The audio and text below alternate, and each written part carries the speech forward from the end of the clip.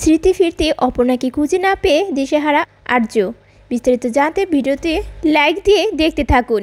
চিরদিনই তুমি যে আমার ধারাবাহিক আজকের পর্বে দেখা যাবে আর্যকে কী ইঞ্জেকশন দেওয়া হয়েছে সেটা জানার জন্য মহিলা কনস্টেবলের সাথে ঝামেলা করে সেলের ভেতরে ঢুকে অপর্ণা। সেখানে ঢুকে সেই ক্রিমিনাল মহিলা থেকে সমস্ত সত্যিটা বের করতে চায় সে, কিন্তু এর আগে ঘটে এক বিপত্তি। ভিলেন মহিলাটি নিজেদের শরীরের কাজ ফুটিয়ে আহত হয়, তাই ওকে নিয়ে যাওয়া হয় হসপিটালের উদ্দেশ্যে। এদিকে মেঘরাজ প্ল্যান অনুযায়ী অপর্ণাকে ছাড়তে চলে আসে, তবে অন্যদিকে দেখা যায় আর্য সমস্ত বিপদ কাটিয়ে জ্ঞান ফিরে আসে আর জ্ঞান বলে চিৎকার করতে থাকে। তার মনে আর্য স্মৃতি ফিরে এসেছে।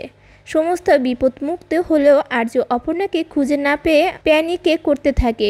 কিঙ্কর তখন আর্যকে আশ্বস্ত করতে থাকে, চিন্তা করিস না, অপরদিকে আছে, অপর্ণা ঠিক আছে। কেননা কিঙ্কর জানে যে অপর্ণা এখনও জেলের ভিতরেই আছে আর কিঙ্কর চাইলে যে কোনো সময় অপর্ণাকে ছাড়িয়ে নিয়ে আসতে পারে। তবে আর অপর্ণাকে খুঁজে না পেয়ে কিঙ্করের কোনো কথা না শুনেই দুলতে অসুস্থ অবস্থায় কেবিন থেকে বেরিয়ে যায়।